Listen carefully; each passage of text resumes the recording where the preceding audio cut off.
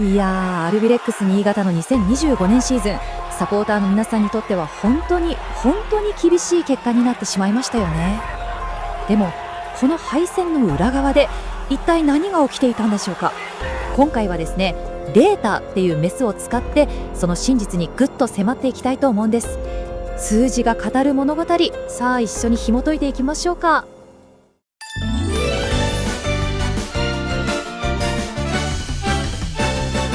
フットボール天国。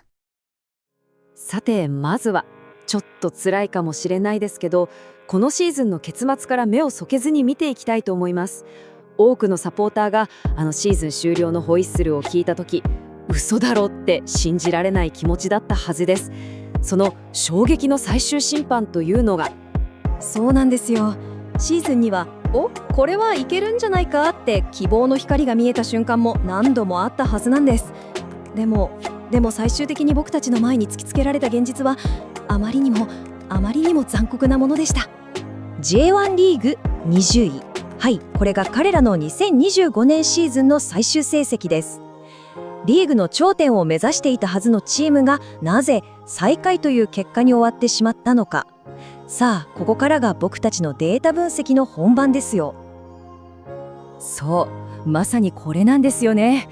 魅力的な新潟のポゼッションサッカーは一体どこへ行ってしまったのか。何がこの悲惨な結果を招いてしまったのか。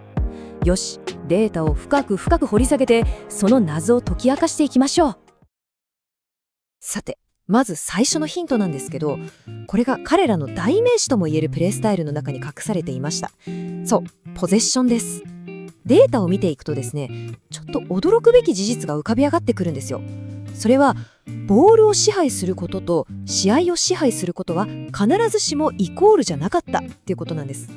ちょっとこのデータを見てくださいよ。すごくないですか？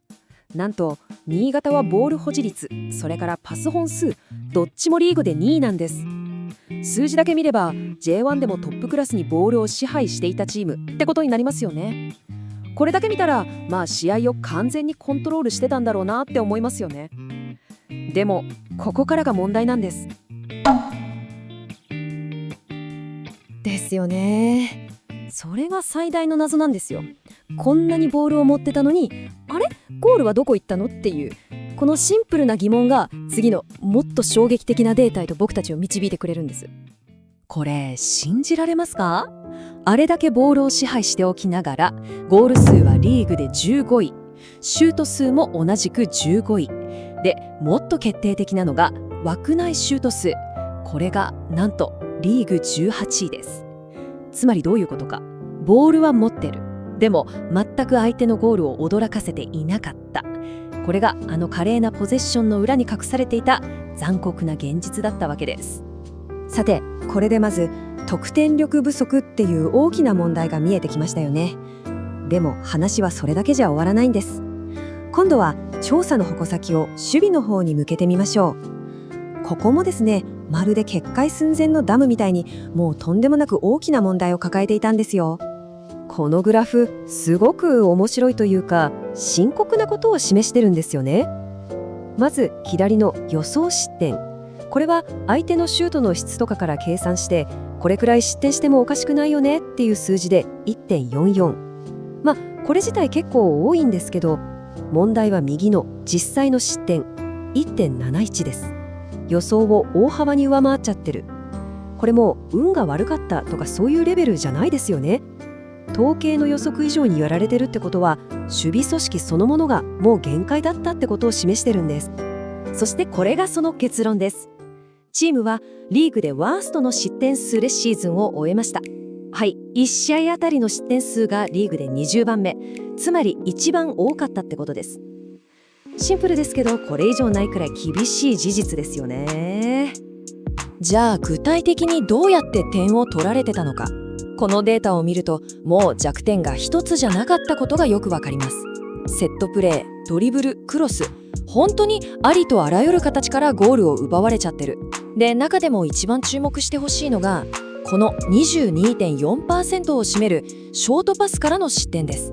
これどういうことかっていうと、相手に細かいパスでいとも簡単に守備ブロックを崩されていたっていうこと。もう組織的な守備が機能していなかった何よりの証拠と言えますよね。でもこんなまるで暗闇のようなシーズンの中にもたった一筋ですけど光明はあったんです。チーム全体がもがいている中でたった一人孤軍奮闘して輝きを放ち続けた選手がいました。彼のスタッツが語る物語をちょっと見ていきましょう。その選手とは長谷川元希選手です。いやー、このデータを見れば彼の存在がいかに大きかったかもう一目瞭然ですよね。チーム得点王、そしてチームアシスト王、攻撃に関する数値はほとんど彼がトップなんです。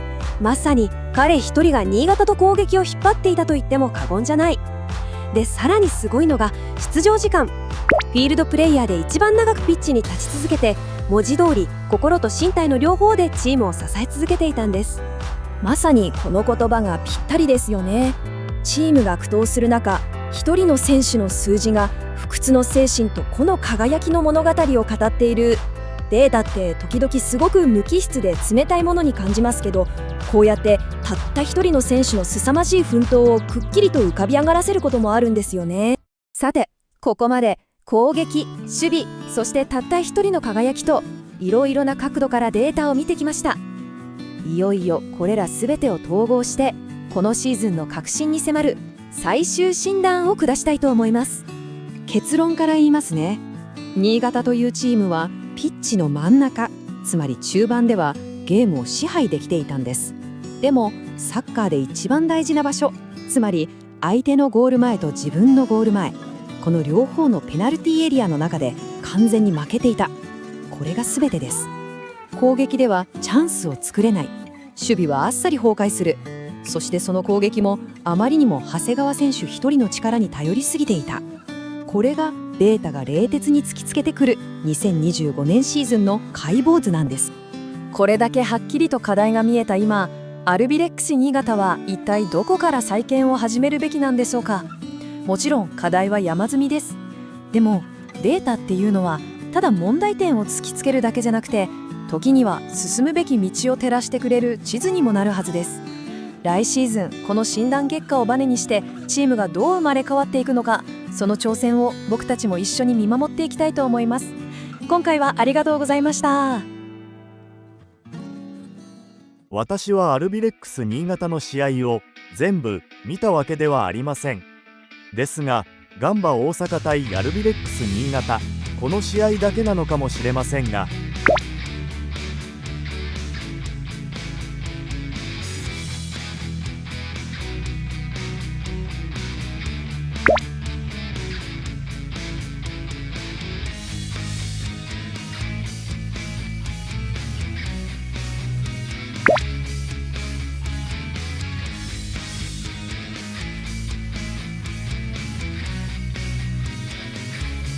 お分かりいただけたでしょうか。中盤の底がスカスカなのです。これだけ中盤をフリーパスで抜けてこられれば最多失点も致し方なしという気がします。来季はこの悪癖がどうなったのか、そんなところからチェックしてみるのも良いかもしれませんね。ご視聴ありがとうございました。高評価、チャンネル登録をぜひよろしくお願いいたします。